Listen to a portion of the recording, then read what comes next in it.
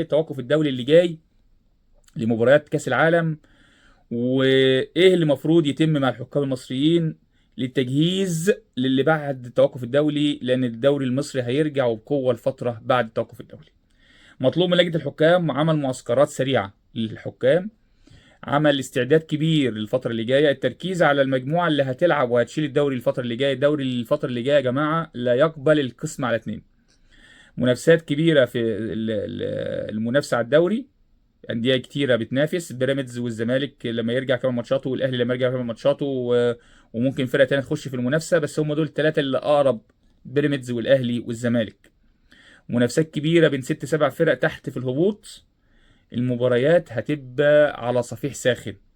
فنصيحة لإخواتنا في لجنة الحكام المصرية، اشتغلوا في التوقف الدولي بكل ما أوتيتم من قوة.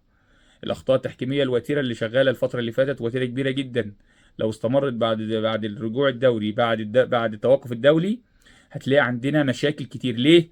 لأن محدش هيسكت والدوري هيستمر. يعني الدوري مش هيبقى فيش توقف. التوقف لما ناخد نفسنا كده الناس بتهدى على التحكيم شوية، لكن اللي بعد كده كل 3 ايام ماتشات، كل 3 ايام مشاكل، كل 3 ايام ضرب نار زي ما بيقولوا. فالمطلوب ان الناس تشتغل في التوقف الدولي بكل ما اوتت من قوه. 10 ايام تجهز حكامها اللي هتعتمد عليها فتره الدوري اللي جاي، عشان مش عايزين مشاكل اكتر من المشاكل اللي حصلت، والناس مش هتستحمل.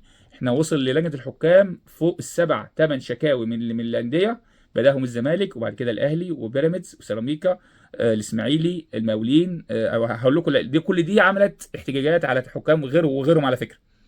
فعدد كبير جدا من الانديه شجبت وطلعت بيانات واشتكت وعملت احتجاج على التحكيم. عدد غير مسبوق من الانديه الفتره اللي فاتت على التحكيم المصري في الدوري المصري الممتاز. محتاجين نستعد كويس. ال10 ايام نصيحه، الناس تشتغل على حكامها الفتره اللي جايه، معسكرات واعداد للحكام اللي هتعتمد عليهم الفتره اللي جايه. الفتره اللي جايه الخطأ له ثمن.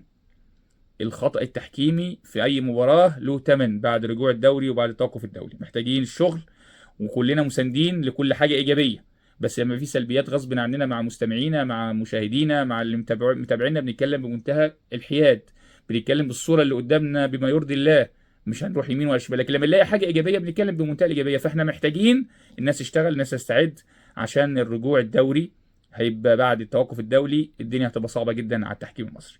هناخد فاصل صغير ونستنى بقى مكالمات الساده المستمعين على تليفونات اذاعه الشباب والرياضه 25776053، 25756967. شوف هناخد مداخلات على قد ما نقدر لحد نهايه حلقتنا النهارده.